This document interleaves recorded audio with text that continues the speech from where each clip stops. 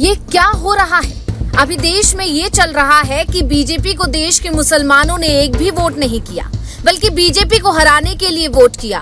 तो फिर बीजेपी ने सत्ता में आने से पहले ही मुस्लिम प्रेम दिखाना क्यों शुरू कर दिया? खबर है कि शपथ कार्यक्रम 8 जून के बजाय 9 जून को हो सकता है। उस दिन दुनिया भर से कई मुस्लिम देशों के नेता मेहमान होंगे। ऐसे मुस्लिम देश जिसकी वजह से बीजेपी बहुमत से दूर रह गई।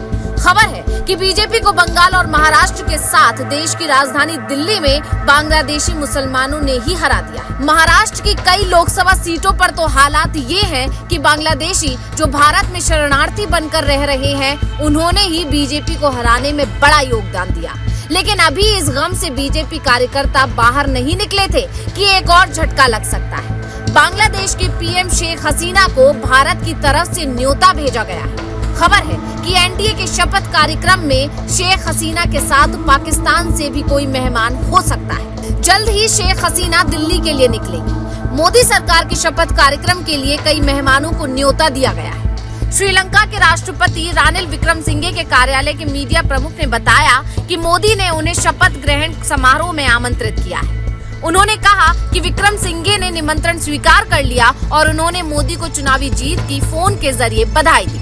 मोदी ने बांग्लादेश की प्रधानमंत्री शेख हसीना से भी फोन पर बातचीत की। राजनयिक सूत्रों ने बताया कि फोन पर बातचीत के दौरान मोदी ने हसीना को अपने शपथ ग्रहण समारोह में शामिल होने का निमंत्रण दिया और उन्होंने इसे स्वीकार कर लिया। 2019 के नतीजों के 7 दिन बाद पीएम पद का शपथ ग्रहण समारोह आयोजित हुआ था। 2014 में जब एनडीए सरकार बनी थी, तब 10 दिन बाद मोदी ने पीएम पद की शपथ ग्रहण की थी।